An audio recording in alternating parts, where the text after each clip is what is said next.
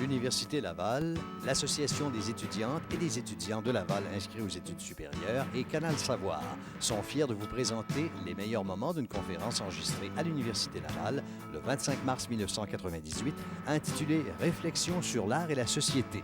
Au commencement, le cinéma. Deux conférenciers invités pour l'occasion. Madame Véronique Nouyendoui, professeure au département d'information-communication de l'Université Laval. Elle s'intéresse particulièrement aux médias de masse qu'elle aborde dans la perspective des Cultural Studies. Monsieur Pierre Falardeau est cinéaste et scénariste engagé.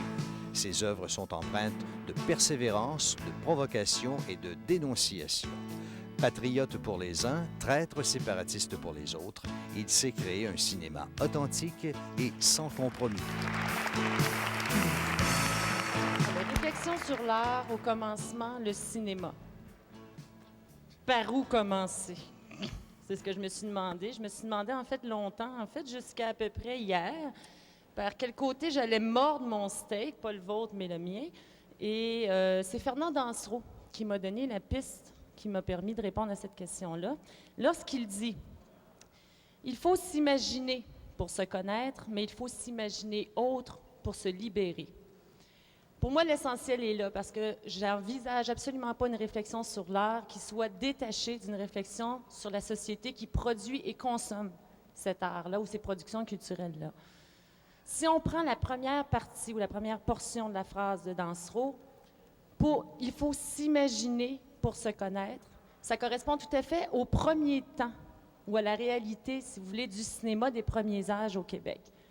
Bon, quand on parle des premiers temps ou des premiers âges, on situe ça généralement de 1896 jusqu'à l'arrivée de l'ONF en 1938. À cette époque-là, il faut que vous sachiez une chose, parce que, bon, moi-même, avant de faire mes lectures, je l'ignorais, il n'y avait pas de salle de projection proprement dite. Le cinéma, comme nouvelle technologie, arrive au Québec, s'implante, mais il n'y a pas de salle de projection. Donc, la façon dont on s'y prenait pour distribuer les films dans la population était par le biais de projectionnistes ambulants qui se promenaient avec le piano, le bonimenteur, les bobines et la machine à projection dans les salles paroissiales et les écoles des différentes régions du Québec. Mais à ce moment-là, le cinéma qui est présenté n'est absolument pas un cinéma local parce que ce sont essentiellement des films français et américains qu'on diffuse. Donc, on ne parle pas à proprement dit de cinéma québécois à cette époque-là. Ça, c'est vrai jusqu'en 1906, où est-ce que Ernest Ouimet, ou si vous voulez, commence à développer le premier réseau de salles de projection, les Ouimetoscopes, entre autres, mais, et ça, on l'ignore peut-être un peu, fait aussi des traductions locales de films américains qu'il va acheter à New York. Donc, finalement, Ouimet, ce qu'il faisait, c'est qu'il traduisait les intertitres en bon québécois, en y ajoutant aussi, bon, un ton humoristique ou à la limite parodique.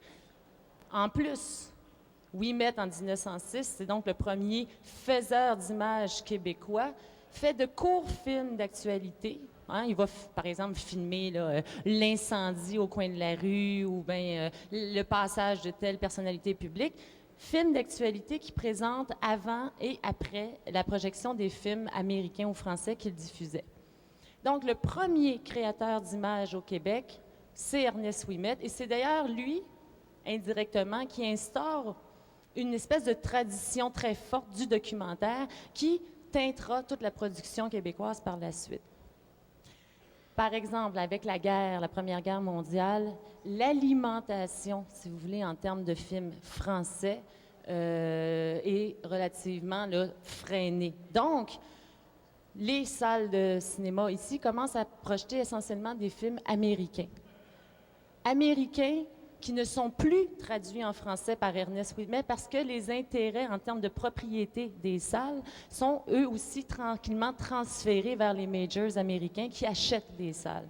Donc, à partir de 1915, la Première Guerre mondiale, on sent un transfert progressif de la propriété du réseau de diffusion vers les majors américains et aussi dû à la difficulté de s'alimenter en film français, on sent qu'il y a vraiment là, une présence beaucoup plus marquée du cinéma américain. Donc, on est en 1915 avec à peu près pas d'images du Québec qui soient produites au Québec. Il faut attendre, en fait, jusqu'à 1922 pour se ramasser avec le premier film complet digne de ce nom, proprement québécois, qui est Madeleine de Verchères. Mais là, il s'agissait d'un film de fiction qui n'était pas du tout représentatif de je dirais, la production du temps. Parce qu'à la même époque, soit dans les années 20, il y a les abbés Tessier et Proulx qui se promènent à travers le Québec et, dans une visée propagandiste avouée en toute candeur, filment des scènes de, par exemple, comment on fabrique le lin, comment nos braves percherons permettent à l'agriculteur québécois de mieux travailler sa terre. Donc, filme des scènes locales, c'est un caractère, je dirais, assez ethnographique et mémorialiste aussi. Ce qu'ils veulent faire, c'est vraiment construire une espèce d'album de famille, une mémoire visuelle, imagée de la société québécoise qui, ils le sentent, est déjà en passe de changer. Albert Tessier disait « Quand vous saurez regarder intensément jusqu'à l'émotion, vous n'aurez plus à courir après les images. Elles surgiront de partout, secourront votre sensibilité et mettront en branle votre imagination. La patrie n'est pas une abstraction. C'est quelque chose qui se voit, qui se palpe, de la terre, de l'eau, des plantes, des animaux, des travaux humains, des monuments et, surtout, des hommes, qui continuent les rêves et les œuvres de leurs prédécesseurs et qui travaillent pour ceux qui viendront après eux. » Donc, il y a cette volonté de se doter d'une mémoire collective, d'archiver nos traditions, dans le but, finalement, de mieux se connaître. Donc, le premier mouvement dont je vous parlais, qui est s'imaginer pour mieux se connaître, je veux dire, ces gens-là ont posé les bases de cet effort-là. Parallèlement à ces efforts des documentalistes, les studios hollywoodiens ont eu une vague canadienne, on pourrait dire. Ils tripaient bien gros sur le Canada, ils envoyaient leurs équipes ici, ou même des fois, c'était même pas au Canada, ils allaient tourner ailleurs, mais ils prétendaient que c'était le Canada. Et ils représentaient généralement les Canadiens, et surtout les Canadiens français, un peu comme d'ailleurs les Amérindiens, comme des espèces d'êtres complètement grossiers, sauvages, avinés, assoiffés de sexe et de violence. Bref, je veux dire, le regard que les Québécois avaient d'eux-mêmes, qui était projeté sur les grands écrans, était un regard qui était, somme toute, relativement méprisant. Parce qu'il faut penser que les films des abbés Proulx et Tessier, ben, c'est dans le réseau parallèle des écoles et des salles paroissiales qu'on les diffusait. Donc, sur grand écran, l'espèce de culture un peu plus légitime, ben, les Québécois se voyaient dépeints comme une gang de malades mentaux. Okay? Ce qui s'est passé par la suite, c'est l'arrivée de l'ONF en 1938, qui va complètement changer les modes de production et de diffusion du cinéma au Canada en général et qui, par toutes sortes d'effets dérivés, va finir par aussi transformer le cinéma québécois qui est à ce moment-là relativement embryonnaire. L'ONF, donc, arrive en 1938, entre autres, pour pallier aux lacunes de l'organisme qui existait à ce moment-là. Lacunes qui étaient essentiellement en termes de, je dirais, d'évolution technologique. À cette époque, puis ça, c'est important de le voir, l'ONF, il n'y a à peu près pas de Québécois qui sont là. Pour des raisons très simples, c'est que seuls les unilingues anglais pouvaient accéder au poste de décision à l'ONF, ce qui donc écartait d'office tous les Canadiens français. Mais aussi parce que dans les faits, les films, même ceux tournés au Québec, étaient tournés en anglais. Donc, la seule place où les Québécois pouvaient agir, les francophones, était le service de traduction, où ils traduisaient les films qui étaient éventuellement destinés à être diffusés au Québec. L'ONF, à cette période-là aussi, se voit doté d'un espèce de mandat d'information propagandiste, parce qu'il faut se rappeler qu'on est en période de guerre. Donc, l'ONF produit quantité de films d'information, d'actualité, relatant les développements de la guerre. Et ces films-là sont diffusés, non pas seulement dans les grandes salles, mais aussi dans le réseau parallèle. Ça rejoint, en fait, un des mandats de l'ONF, qui est de dire, un instant, il faut que je le retrouve parce que je veux le citer, de présenter le Canada aux Canadiens et aux autres nations. Donc, de permettre aux Canadiens de mieux connaître et comprendre leur pays. OK? Ça, c'est leur mandat. Pendant la période de la guerre, s'ajoute à ça un mandat qui est davantage relié à la propagande, je dirais, militaire ou politique. Mais parallèlement à ce moment où le documentaire se développe grâce à l'ONF et où les Québécois sont clairement marginalisés dans cette production-là, se créent aussi, ou commencent des efforts qui sont davantage commerciaux. Okay? La Première Guerre mondiale terminée, les salles vont pouvoir recommencer à diffuser des films français, tranquillement, films français qui vont connaître une popularité assez grande. Selon Yves Levert, qui a écrit Histoire Histoire du cinéma ou de la production cinématographique au Québec, ces films-là étaient plus populaires parce qu'ils présentaient au public un regard plus sentimental, plus intérieur, plus proche de sa culture que les films américains. Son interprétation me laisse un peu froide. Je ne suis pas convaincue que ce soit nécessairement aussi simple que ça, mais chose certaine, après la Deuxième Guerre mondiale, les Québécois vont pouvoir retrouver sur leurs écrans, aussi bien dans les grandes salles que dans les salles parallèles, un cinéma qui est français. Arrive le moment, vers la fin des années 40-50, où se développe une industrie de films de fiction, une industrie de films commerciaux au Québec, proprement dit. Ce qu'ils font généralement, c'est qu'ils vont puiser à une double tradition. Premièrement, les mélodrames européens qui avaient justement connu un certain succès antérieurement, et aussi à une tradition qui est très populaire au Québec, qui est celle des radioromans. Okay? Donc, puisant un peu à ces deux univers-là, on va se mettre au Québec à produire des films qui ont une visée commerciale, qui sont des films narratifs de fiction, donc, et pas nécessairement là, adoptant le style documentaire. Dans ces films-là, je veux dire, on se ramasse avec des films comme Le curé du village, mais surtout des films comme Séraphin, le grand succès, et le succès monstre qui est La petite Aurore, l'enfant martyr. Donc, on arrive à cette époque où les Québécois peuvent enfin se voir sur le grand écran, se reconnaître dans les représentations qui leur sont proposées. Ces films-là, on les a généralement un peu méprisés en disant ben c'est du mélodrame, c'était très conservateur, ça célébrait les valeurs catholiques, la ruralité, bon, toutes ces choses-là. Mais ce qu'on a moins vu, mais qui commence à être de plus en plus évident quand les analyses sur ce corpus se développent, c'est que ces films-là étaient aussi, portaient en eux les germes d'une ouverture du Québec sur la modernité. C'est-à-dire que si on voyait effectivement célébrer les valeurs traditionnelles rurales, ça se faisait à travers un jeu de tension qui était inexistant jusque-là. C'est-à-dire que jusque-là, on ne se posait même pas la question si la campagne était préférable à la ville. La campagne était point final.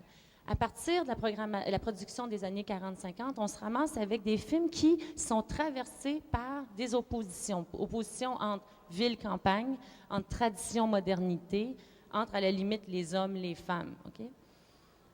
Donc, ce qui se produit à ce moment-là, c'est qu'on commence à retrouver la deuxième portion de la proposition de Dansereau, à savoir que non seulement il faut s'imaginer pour se connaître, mais il faut aussi s'imaginer autre pour se libérer.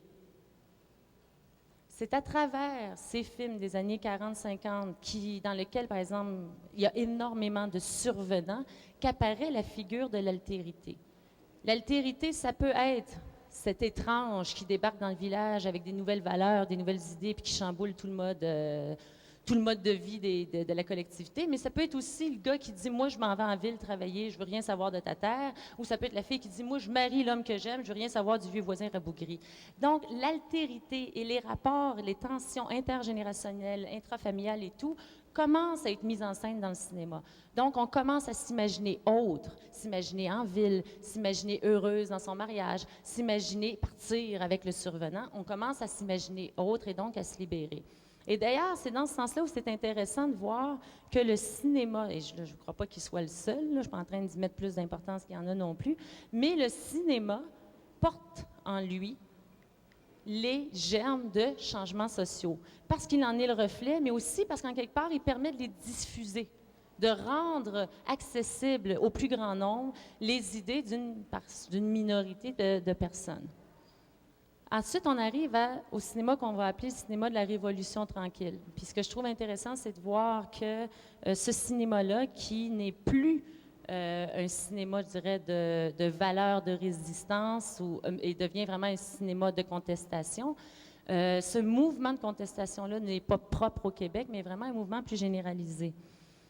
Louis Marcorellès, dans une étude qu'il avait produite pour l'UNESCO à l'époque, disait « À Budapest comme à Dakar, à Rio ou à Montréal, les jeunes cinéastes contestent et veulent changer simultanément le pays et le cinéma. » Donc, on le sait, la Révolution tranquille au Québec, on connaît de grandes transformations, grands bouleversements sociaux, politiques. C'est la montée d'une affirmation nationale qui est organisée, structurée en termes politiques par le biais de différents partis. On voit la montée aussi des mouvements syndicaux, de toutes ces choses-là. Libération des mœurs qui ne se traduit pas uniquement par sa portion la plus congrue, celle sur laquelle je suis assise, mais vraiment une libération beaucoup plus généralisée. Le Québec entre de plein pied dans la modernité. Son cinéma, d'ailleurs, le traduit, ce mouvement-là, traduit en ayant une ouverture sur le monde par le biais des immigrants qui sont des Québécois, mais qui sont là, par le biais de rapports de confrontation explicitement mis en image, qu'il s'agisse par exemple de la confrontation entre la classe ouvrière travaillante et les dirigeants, confrontation entre les Anglais et les Français ou les francophones et les anglophones, autant de choses comme ça. Le contexte dans lequel ce cinéma-là arrive est intéressant et important parce qu'il modifie et conditionne énormément l'orientation que va prendre l'industrie du cinéma au Québec. À partir de 1964 est créée une section francophone de l'ONF qui aura pignon sur rue à Montréal. À la même époque, dans la revue Parti pris ou dans d'autres tribunes de toute façon, plusieurs cinéastes, Godbout, Karl, Arcan, tout ça, dénoncent l'ONF comme un instrument de colonisation du Québec et plaident en faveur d'un cinéma qui soit toujours plus libre. Donc tout ça, tout ce contexte-là a pour effet de dynamiser la production québécoise, tant au niveau gouvernemental ou subventionné, si vous voulez, que privé ou commercial. Donc, si dans les années 40-50, les Québécois commencent déjà à s'imaginer autres pour se libérer, on pourrait dire que dans les années 60-70, les Québécois commencent à s'imaginer autrement pour continuer à se libérer. Et quand je change puis que je dis autrement, c'est que dans ces années-là, on observe un glissement au niveau de la forme. C'est-à-dire que de la tradition documentaire vont sortir deux grandes avenues. La première est le documentaire qui nous mène au cinéma vérité, qui a pour but, en quelque part, de déshabiller le sujet, au propre comme au figuré, déshabiller le sujet des couches d'artifice dont le cinéma l'habille habituellement pour retourner à la représentation la plus vraie, la plus directe possible de la réalité concrète des gens, du vécu. On pense certainement à ce moment-là au cinéma de Perrault, comme la trilogie de L'Île aux coudres. D'un autre côté, le cinéma documentaire, et surtout par le biais de l'ONF, produisant maintenant à la section francophone toutes sortes de téléséries, donc de films destinés à être diffusés par la télévision sur le Québec, sur ces grands constructeurs, grands bâtisseurs et tout, amène certains de ces cinéastes-là à se familiariser de plus en plus avec le mode qui n'est plus documentaire, mais qui est de la fiction. Parce que ces émissions-là recourront par moments à la fiction plutôt que le documentaire ou la forme documentaire. Donc, il y a des gens, des cinéastes assez reconnus, qui vont à ce moment-là faire le saut tranquillement vers un cinéma qui est davantage un cinéma de fiction, au traitement là, vraiment narratif. À cette époque-là, on le voit, c'est très intéressant, la télévision fait vivre énormément l'industrie du cinéma. Et là, il y a un paradoxe, parce que l'arrivée de la télévision en 1952 a complètement mis l'industrie du cinéma à terre. Je veux dire, en quelques années à peu près, les entrées, le taux d'entrée ou d'assistance au film a chuté de façon drastique. Et les Québécois, qui étaient déjà, si vous voulez, les Canadiens les moins cinéphiles, sont devenus carrément, je veux dire, absents du cinéma. Aujourd'hui, on évalue 3 entrées en moyenne par année dans les salles de cinéma par Québécois, alors qu'en 1952, il y en avait 14 par année. Et en 1952, les statistiques qui étaient là ne comptaient pas les salles ou le réseau parallèle. Donc, la télévision a d'un côté complètement détruit l'industrie du cinéma au début des années 50, mais presque quelques années après, vers la fin des années 50, est venue insuffler un dynamisme, ne serait-ce qu'économique, du moins, en passant quantité de commandes. Donc, les cinéastes se sont tranquillement, dans certains cas, enlignés vers des exigences de ce médium-là, plutôt que de continuer à faire un cinéma qui soit proprement dit un cinéma d'auteur. On pourrait dire que cette tendance-là, dans les années qui ont suivi, loin de s'amoindrir, ne fait que se confirmer.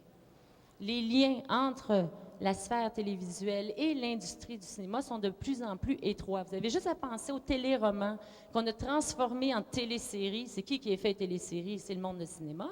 Donc, les téléséries, les téléfilms comme forme privilégiée de cinéma. Paul Warren a été jusqu'à dire que le cinéma québécois n'avait trouvé son public véritablement que lorsqu'il est passé à la télévision. On peut dire qu'il a en partie raison, mais on peut aussi faire un constat un peu d'échec à ce niveau-là, c'est-à-dire que c'est peut-être un peu dommage que la forme privilégiée que prend aujourd'hui le cinéma soit la forme télévisuelle. Ce qui nous amène dans une situation complètement paradoxale où l'industrie du cinéma va très bien, et ce, grâce à la télévision, mais où le long métrage, comme forme particulière d'expression cinématographique, lui, est vraiment mis en danger. La raison pour laquelle, moi, aujourd'hui, je suis venue ici, c'est parce que, comme Moussa, parce que comme les gens qui organisent ce type d'événement-là, je crois que les intellectuels, même si j'ai beaucoup de difficultés à me définir comme tel, doivent, à un moment donné, prendre le train en marche et poser des actions concrètes par rapport à ça.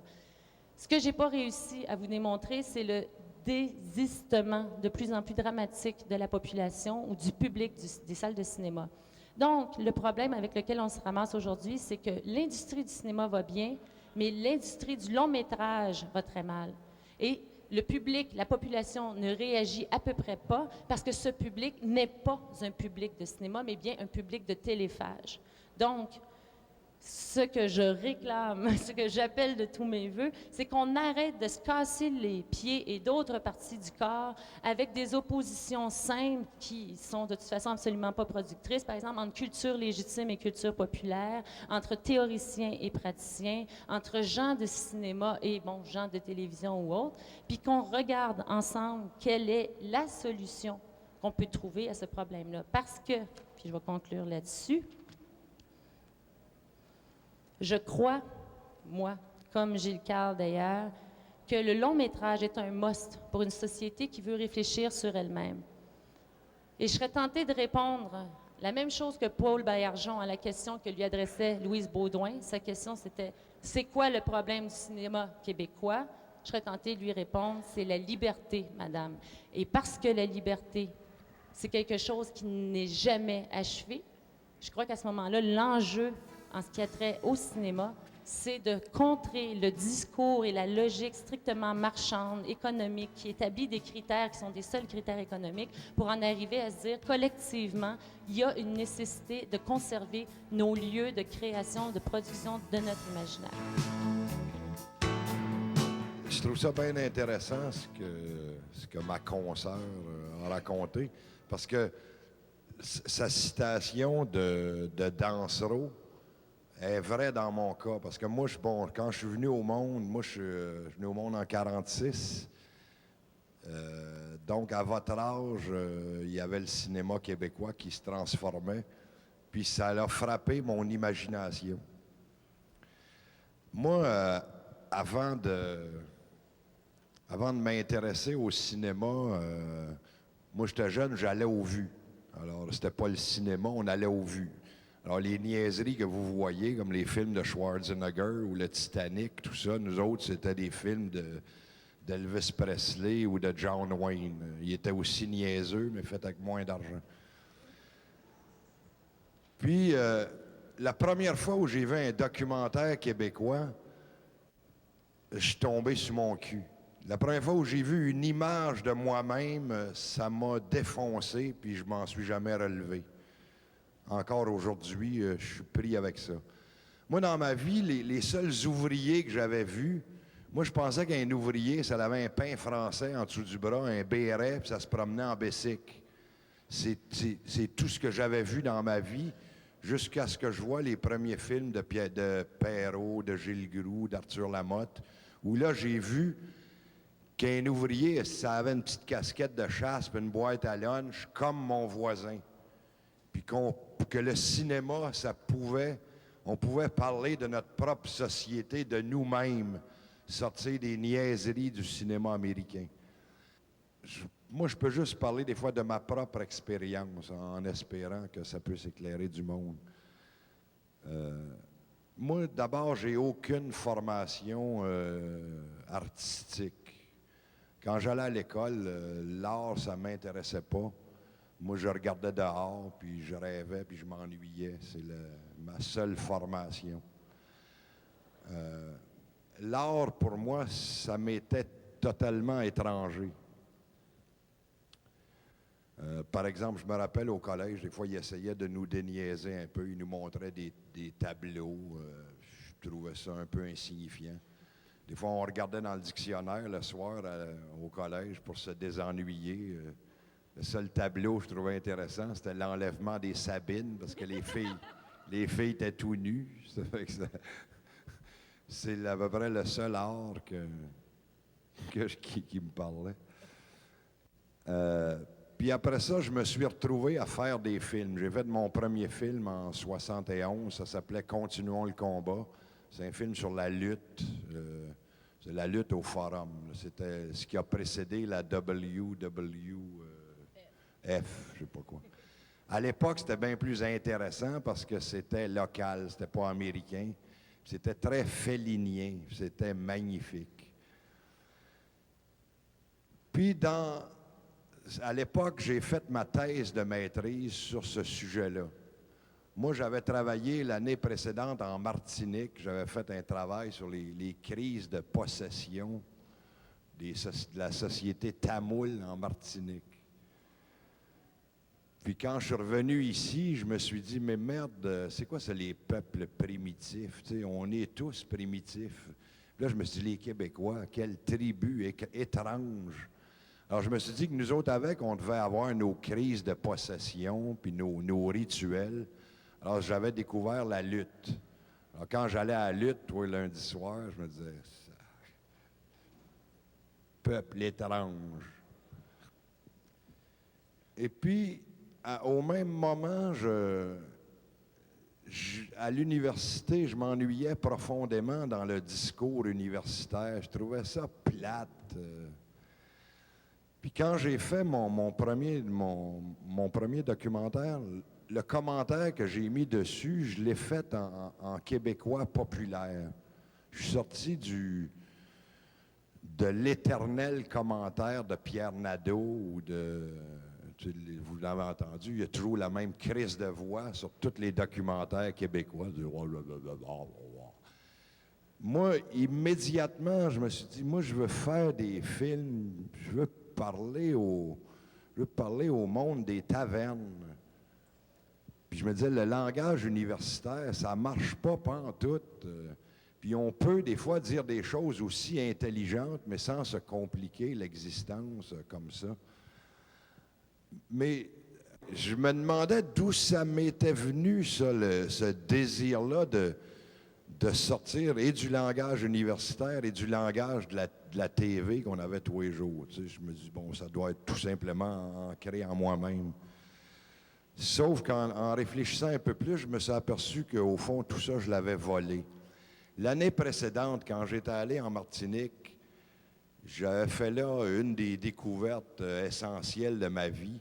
J'avais lu « Les damnés de la terre » de Frantz Fanon. Alors, dans les années avant, il y avait le cinéma québécois qui m'avait mis sur mon cul. En Martinique, Fanon m'a définitivement assis.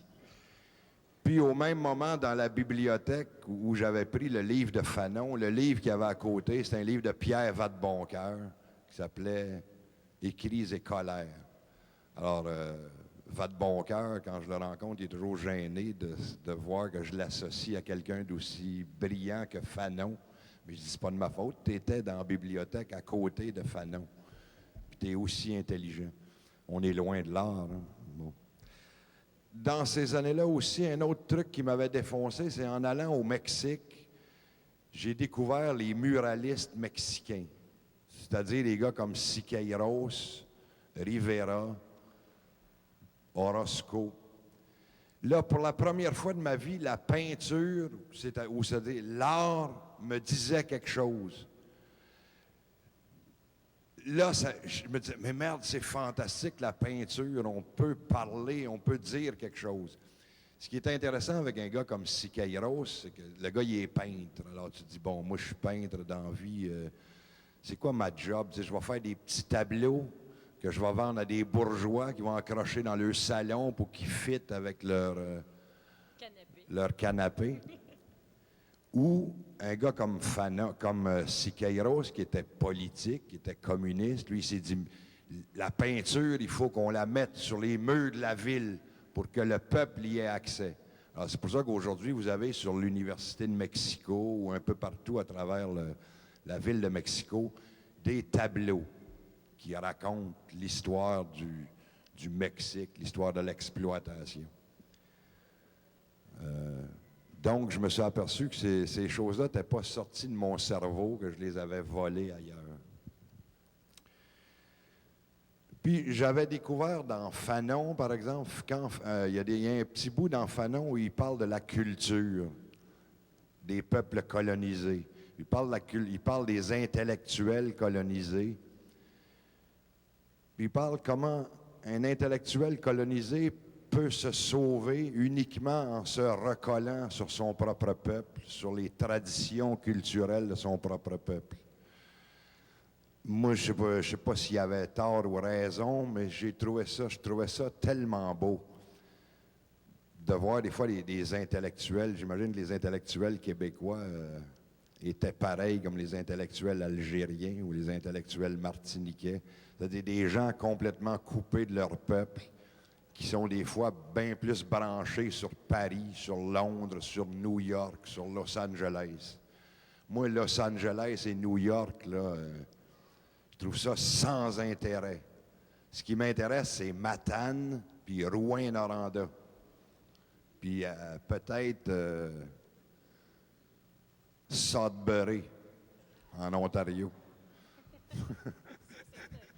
Non, pas Sault-Sainte-Marie, Sudbury, parce que c'est une ville de mineurs, puis parce que vient de Sudbury un des plus grands poètes de la littérature mondiale, qui s'appelle Desbiens. J'ai oublié son prénom. Patrice Desbiens. Bon. Donc, au même moment où je découvrais ces auteurs-là, je découvrais aussi les documentaristes québécois, c'est-à-dire des gars comme Perrault et comme Groulx, qui ont été mes grands maîtres sans qu'ils le sachent. Je me rappelle deux affaires qui m'avaient défoncé chez Gilles Groulx. C'est que Gilles, ça a été un des cinéastes québécois les plus censurés de l'histoire. Puis Groulx, il disait toujours, moi, je défends ma liberté d'artiste. Puis il disait, si je défends ma liberté d'artiste, je dois aussi défendre la liberté de mon peuple. Ça a été une des premières affaires que j'ai appris. Puis l'autre, c'était que Groulx, il faisait des films que moi, je trouvais lumineux, mais que la majorité du monde ne comprenait pas.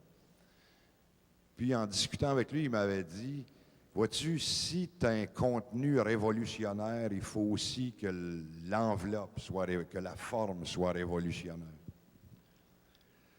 Alors, je me suis mis à faire des documentaires, un peu en me basant sur ce que ces gars-là avaient fait, jusqu'à ce que je fasse Elvis Gratton. Alors, moi, je faisais des documentaires politiques assez sérieux, mais toujours avec une préoccupation. Je me disais, moi, là, je veux que ma mère elle comprenne. Puis, je me rappelle quand on faisait Pissou, je disais toujours à Poulain, ton cousin qui travaille à Dominion Rubber, là, il va-tu comprendre ça? Alors, il y avait toujours, même si je faisais des trucs bien sérieux, il y avait toujours cette préoccupation-là de parler aux gars de la Dominion Rubber. Puis, j'ai pas changé aujourd'hui, sauf que la Dominion Rubber n'existe plus. Alors bon, jusqu'à ce que je fasse Elvis Gratton.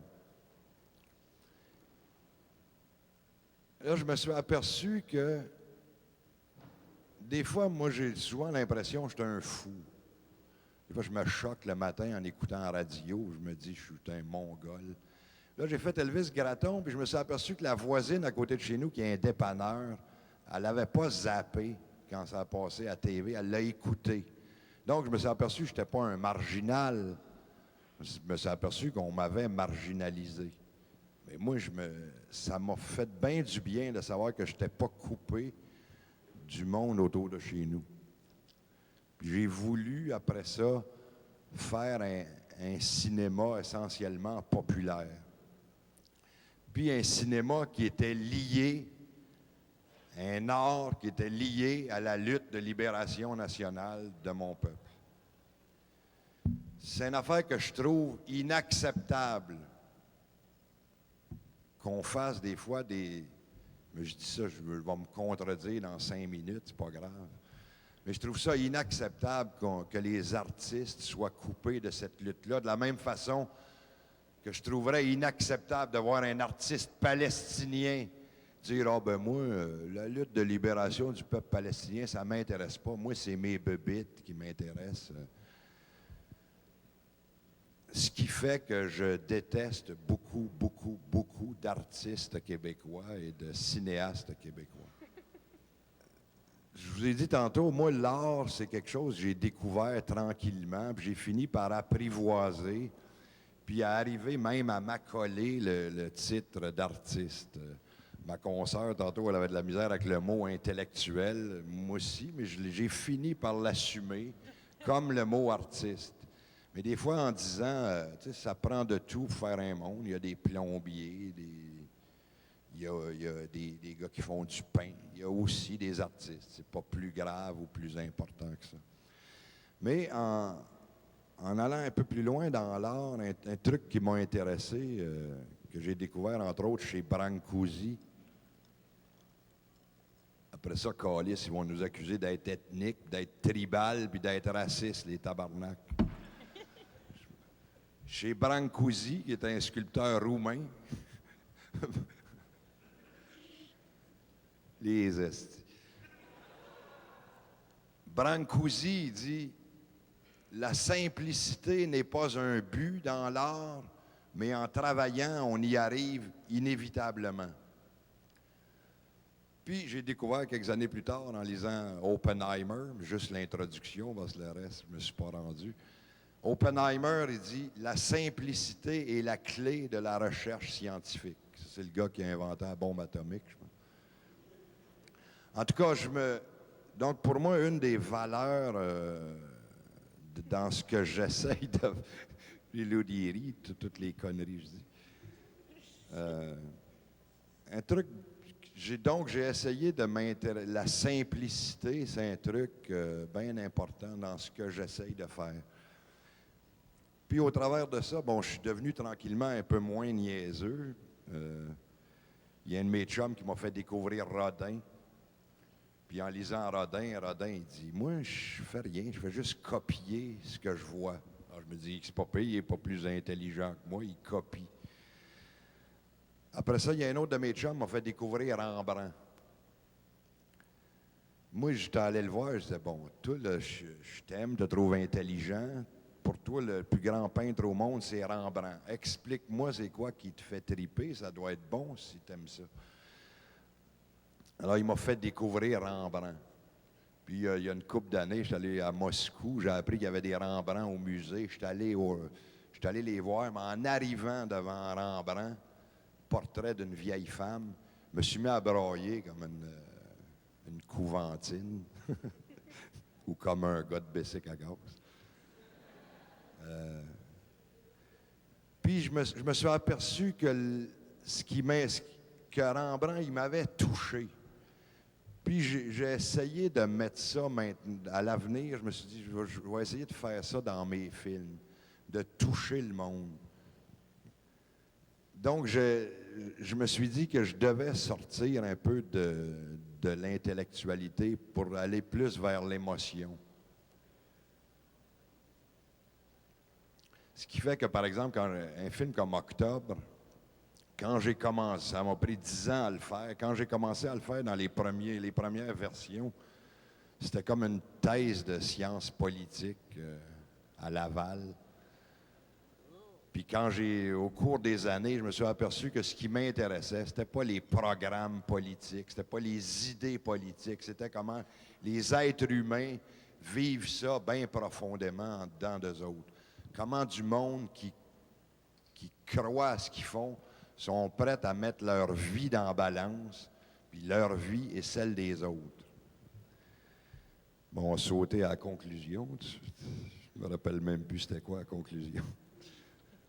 En tout cas, une des affaires qui m'intéresse maintenant, c'est de défendre au-delà de la politique, ce qui m'intéresse, moi, c'est de défendre les hommes et les femmes, défendre l'humanité, défendre les cultures contre le bulldozer de la culture américaine. Puis aujourd'hui, des fois, je pense que faire des films, bien au-delà de la politique, juste faire des films sur des êtres humains, au moment où le cinéma américain filme des boats, non, des écrous en dessous des vaisseaux spatiaux. Je pense que c'est révolutionnaire de filmer des humains. C'est juste ça, filmer des êtres humains en vie, c'est révolutionnaire et c'est résister. C'est pour ça que des fois, maintenant, j'étais devenu chum avec un gars comme Lauzon, qui est à 1000 milles de ce que moi je fais. C'est qu'il a, lui, la politique, il n'en a rien à foutre. Mais Lauzon, il filmait des êtres humains. C'est pour ça que je l'ai aimé. En conclusion, je pense que j'ai lu récemment, il y a 2-3 jours, dans Le Monde diplomatique, des analyses sur l'accord multilatéral, l'AMI, c'est quoi, accord multilatéral d'investissement. Puis il y a tout un bout sur la culture, là, c'est épeurant. J'étais découragé. C'est ce qui nous prépare. Là, on a besoin de résister dur, on a besoin d'en filmer des êtres humains. La question que je vous pose, c'est celle-là. C'est quand j'ai entendu parler de Falardeau, c'était celui qui libérait la conscience de son peuple à travers son cinéma. Mais pas que la conscience de son peuple, puisqu'il parle aussi dans le temps des bouffons. Il y a une approche générique d'un problème, c'est l'ensemble des gens qui se disent colonisés. Je ne sais pas si vous, Québécois, vous l'êtes ou pas, ça c'est à vous de me le dire, mais moi je sais que j'ai été colonisé et je le suis toujours en tant que Sénégalais. Et je sais que le cinéma sénégalais, justement, participe à l'émergence d'une conscience nationale. Et lorsque je parle de Falardeau, en général, les gens disent « Ah, c'est un fouteur de bordel ». Est-ce que la libération d'un peuple passe par foutre le bordel? Est-ce que le cinéma, justement, doit être dans le monde du calice et du tabarnak pour pouvoir réveiller la conscience des gens? Ce que je veux savoir, c'est est-ce que réellement le combat de Falardeau participe d'un combat collectif? Ouais, je dirais oui, mais moi, j'essaie juste de faire ma petite part de militant. C'est ma façon à moi de militer. Il y en a d'autres qui collent des stickers, il y en a d'autres qui placent des chaises, mais je l'ai fait, ça. T'sais, moi, avant de faire du cinéma, quand j'avais pas de tribune, moi, je faisais des graffitis. Ils me laissaient pas écrire nulle part. Je me disais, mais Chris, moi, écrire ces murs, c'est aussi bon. Je pense pas que la libération, nécessairement, passe par les calices et les tabarnaks. T'sais, tantôt, je vous ai parlé de Pierre Vadeboncoeur. S'il y a un écrivain, je ne sais même pas comment le clarifier, qui a une pensée bien profonde de libération, mais en même temps, c'est d'une distinction profonde. Pour moi, c'est un grand artiste, je l'admire, mais moi, je ne suis pas comme ça. Chacun est comme il est. Moi, je suis un intellectuel, je suis allé étudier tout ça, mais en travaillant l'été, puis le milieu d'où je viens, j'ai pas voulu sortir de là. Ça m'a intéressé. Bon, puis comme dans un film comme Le Temps des Bouffons, par exemple, je me rappelle l'idée que j'avais au départ, c'était de faire un film court et avec un commentaire le plus violent possible. À l'époque, je venais d'écouter Léo Ferré dans Il n'y a plus rien. Je me disais, man, on peut faire des œuvres d'art enragées. Une œuvre d'art, c'est pas nécessairement neutre, c'est pas nécessairement plate. Donc, j'ai voulu faire un petit film avec un commentaire enragé. Je me rappelle, à l'époque, le commentaire n'était pas écrit, j'avais fait transférer juste les images à l'ONF. Puis des fois, j'aime bien les techniciens, parce que les techniciens, souvent, c'est des ouvriers, c'est pas des intellectuels. Alors, il y avait un gars qui faisait le transfert de mon film, puis il regardait ça, les images, puis il disait « Ah, les calices de grosses poches, ah, les tabarnak. » Mais là, je me disais, c'est moi qui ai raison. Mon commentaire, il est déjà après le faire. Mais quand j'ai fait Le Temps des Bouffons, il y a bien du monde qui ont refusé le film à cause du langage. On ne peut pas parler comme ça, on n'a pas le droit de dire ces choses-là. Bon, mais les gens, ils le refusent. C'est pas mon problème. Moi, je suis d'accord avec ce que Pierre dit, c'est-à-dire que je crois pas... d'une part, une précision importante, moi, je parlais davantage de liberté que nécessairement uniquement de libération. C'est-à-dire que la liberté comme une condition de vie, comme une condition pour qu'il y ait humanité, et pas nécessairement en termes strictement de rapport colonisé, colonisateur ou libération. Bon, OK? Donc, pour moi, le cinéma, c'est où toute expression culturelle sont, en quelque part, garantes d'une liberté et peut-être d'une libération si c'est nécessaire. Bon. Je crois pas qu'il faille sacrer pour brasser. Je crois qu'il faut, par contre, défaire les petites boîtes, les petites étiquettes, les décoller tranquillement, avoir le courage de changer de tribune, de changer de moi social, avoir le courage de se promener puis de garder à travers ça ses propres convictions. Je crois par contre une chose, c'est que dans le cas de Pierre Falardeau, même, c'est peut-être quelque chose qui a été récupéré. C'est-à-dire que plutôt que de regarder strictement à quel point il pouvait opposer un contre-discours au discours dominant, on le caricature par le biais de son langage, on en fait un personnage qui est finalement déconnecté de tout, ou on lui retire tout poids de réalité. Par contre, au Québec, il faut penser qu'il y a un moment où la joualisation a été une façon, si tu veux, un mode d'affirmation identitaire. Ça, c'est clair. On regarde toute une tradition cinématographique, littéraire, théâtrale, où le joual et l'affirmation de cet être québécois, jusque dans le langage, a été une façon de passer à une autre étape, a été une façon de défaire des frontières puis des barrières. Mais ce n'est pas la seule, j'espère. Puis je pense qu'au contraire, on est rendu à un moment où il faut peut-être, comme je disais, passer par-dessus ces choses-là pour vraiment en arriver, non pas juste à une réflexion collective, mais une action collective. La lutte du joual, moi, en tout cas, je lutte pas contre ça. J'essaie de parler comme je parle, puis tout simplement. J'en fais pas une bagarre. Mais je me suis aperçu aussi que c'est pas strictement québécois, ça. Partout sur la terre, on se sert du langage officiel, des fois, pour écraser le peuple. En Union soviétique, il y avait un chanteur qui s'appelait Vysotsky, qui était interdit à la télé officielle, dans les théâtres officiels, à la radio officielle. Quand je leur ai demandé pourquoi c'est interdit, je dis, il fait-tu de la politique? Ils ont dit non, Vysotsky, il chante le quotidien en russe populaire. Déjà, ça, c'est révolutionnaire. Le pouvoir, il ne peut pas accepter ça.